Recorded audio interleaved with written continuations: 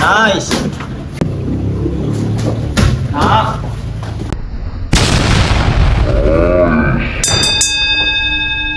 So, eto na nga guys, no? Dumayo kami dito sa ba to? Cavite. Kasama natin si Coach Kurt. Na-imbita or lulusubin natin si Rolando D, guys. Si Idol.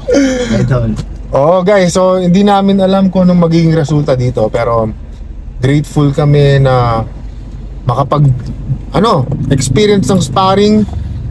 Hindi ko alam kung sabihin namin sa'yo para sa bare knuckle ba to. Secret na lang yun, pero hindi nga natin alam kung pwede bang i-vlog to or baka ma-record or ma-video natin yung mga sparring natin. Pero ano siya, parang blessing siya, coach, na makadayo tayo sa kanya, no? Tama. Isa yan sa ma-vlog lang natin.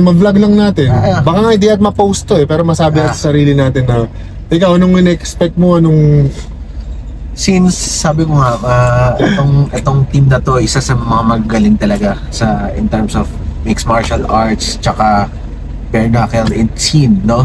Isa na sila ngayon sa gumagawa ng name, di lang national, pati international. So, it's a privilege for us na maka-experience kung paano sila mag-train and makapalitan sila ng skills or suntok, no? Mga idol yung mga yan. So, thank you for having us.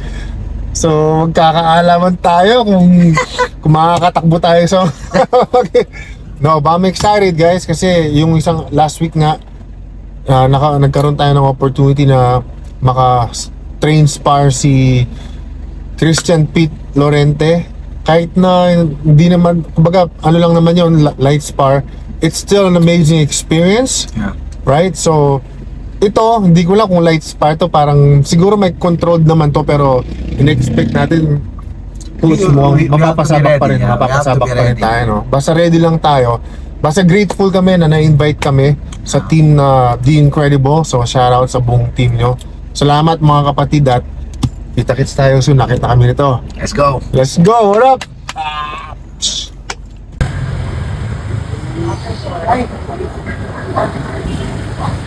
Let's go. Ano yung coach? Sino muna? The Incredible. Sino muna coach? Sino muna? Sabay-sabay lang tayo. Apat tayo, ikot lang tayo. Maraming malaki naman yung space eh. Alright. White Coco. Let's go. Ayo. Mark, shut down.